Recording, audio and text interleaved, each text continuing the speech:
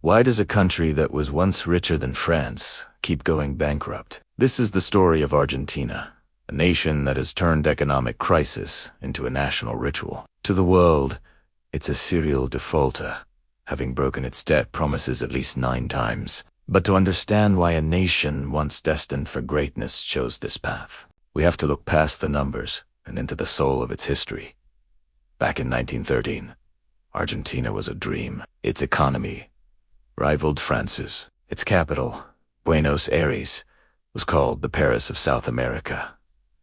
The world feasted on Argentine beef and wheat. It was poised to become the superpower of the Southern Hemisphere. But this glittering prosperity was built on a fragile foundation. When the Great Depression hit in 1929, the dream didn't just crack, it shattered. Into this vacuum stepped a new kind of politics, Peronism. Juan Domingo Perón offered a seductive bargain: dignity and wealth for the masses, all funded by the printing press.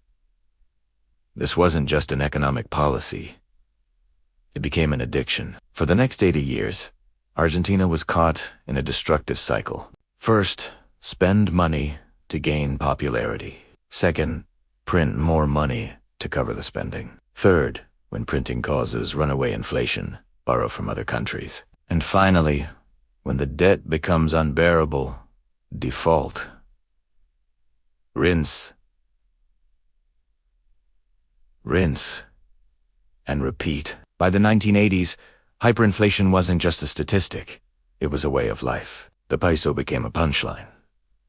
Prices would change by the hour, and trust, the fundamental currency of any nation, simply evaporated. Then came the 1990s, and a radical attempt to stop the madness. The convertibility plan pegged the peso 1-to-1 with the US dollar.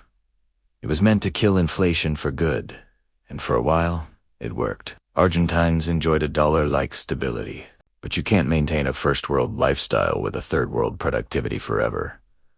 The system was a ticking time bomb. In 2001, it exploded in the largest sovereign default in history. The country cycled through 5 presidents in just 2 weeks. The life savings of millions vanished overnight. Today, Argentina exists in a state of what you might call functional chaos.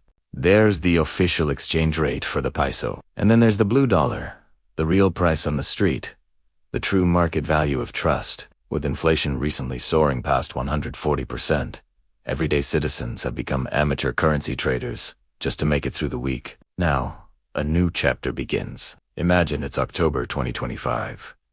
The United States steps in with a massive $40 billion bailout. On the surface, it's a rescue package to support President Milei's new free market reforms. But in reality, it's a geopolitical chess move. Washington isn't just buying stability, it's buying loyalty, aiming to keep Argentina firmly out of Beijing's sphere of influence.